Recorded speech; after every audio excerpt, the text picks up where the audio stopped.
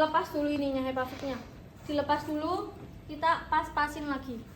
Bisa misalkan berhenti, boleh kita mundurin dikit ke kananin, mundurin dikit atau ke kiri gitu sampai ngalir lagi. Jadi kan harus multitasking juga, ngeliatin sininya sambil gerak-gerakin, sambil ngeliatin hemoscale-nya. Jadi biar tahu darahnya ini udah ngalir atau belum. Pas geser-gesernya itu. Kalau udah ngalir itu sebenarnya cepet ya Mbak Uli. Cepet naiknya, setiap 2 mili itu langsung naik udah penuh. Gitu. Udah? Ada yang mau tanyakan lagi? Ada yang bingung, kalau bingung ditanyakan langsung aja. Mbak, misalnya kan besok kalau kita praktik itu persiapan pertama itu darahnya tuh nggak ada sama sekali masuk ke selangnya ataupun ke dalam adaptor yang tertutup. Nah, kita mau ganti tangan itu boleh nggak dengan sampel? Boleh, kalau ini kan kalau kalian praktek boleh. Tapi cuma 2 kali percobaan aja ya, 1 gagal, satunya kalau misalnya kalian gagal lagi ya udah jangan dipakai lagi. Jadi kanan kiri aja. Dan orang yang sama, jangan orang yang berbeda ya yang diambil. Soalnya kalau di PMI CPUB kayak PMI Banyumas, tahu saya kalau udah gagal sekali udah nggak bisa ganti lengan, ya dibuang itu darahnya. Kayak tapi PMI tertentu masih ada yang memperbolehkan untuk ditusuk 2 kali. Ada yang mau ditanyakan lagi? Waktu itu pernah lihat tadinya Mbak, nemenin tadi, terus pas pertengahan tengah kantong darahnya tuh nggak ngalir lagi, terus di sinar gitu, boleh nggak? Boleh, nggak apa-apa lah, justru itu harus disilar. Soalnya kalau nggak disilar kelamaan nanti di sininya menggumpal, terus kayak nusuk lagi bikin macet. Biasanya kalau untuk kayak gitu, misalkan nih di pertengahan macet, kita ambil dulu, kita tutup. Nah, kita itu ngiler dulu yang dari darah sini ke sini, dikeluarin. Terus nanti kalau udah kita lepas tutupnya, kita buang dulu darah yang ada di dalam jarumnya yang udah menggumpal itu. Dibuang di limbah infeksius. Tapi itu sebenarnya tidak dianjurkan ya, karena itu resiko kontaminasinya lebih besar. Nanti baru pindah lengan kalau udah dibuang darahnya yang di dalam jarum ini, yang clot udah nggak ada, kan tinggal darah yang dari sini nih, darah yang udah disilar dari kantong.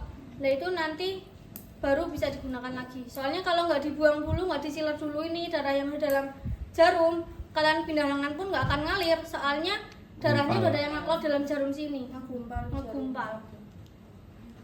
Tapi waktu itu kan disinar, terus gak lama keluar lagi, terus kita sinar lagi, terus keluar lagi itu dia Oh, silar dari sininya, nggak dipindah jarum gitu. pindah jarum tetap nafas sama Pas lagi nusuk udah iya, pas lagi nusuk. Di beberapa PMI masih melakukan itu, tapi sebenarnya kalau diperhatikan itu tidak boleh. Soalnya Rawan. takutnya kalau malah resiko ini ketarik nggak sih? Kalau disilar dari ini, safety-nya kurang deh. Kan ini nusuk nih di sini. Kalian silar. Kalian nanti kalau udah menggunakan silar, kalian udah tahu rahanya beratnya ngiler. Makanya resiko. Ini, terus ini disilar gini, ya kan? Nah itu takutnya malah berbahaya juga buat pendonornya. Takutnya ini nanti ketarik jarumnya, malah beresiko. Kalau saya lebih ke dicabut dulu aja, disilar, dibuang yang di jarum, baru pindah lengan. Itu lebih mengurangi resiko. Kan ini udah, misalkan ini ada darahnya nih, udah ada. Tinggal sini di bendung, terus disilar keluar, didorong keluar. Nanti darah yang ada di dalam jarumnya akan keluar. Dan itu biasanya udah panjang, kayak agar-agar gitu, kayak puding gitu. Soalnya udah menggumpal kan di sini. Ada yang mau ditanyakan lagi? berapa detik ya Mbak kira-kira sampai itu menggumpal, jadi biar kita bisa cepat-cepat membersihkannya. Ada waktunya nggak Mbak? Dari 1 menit.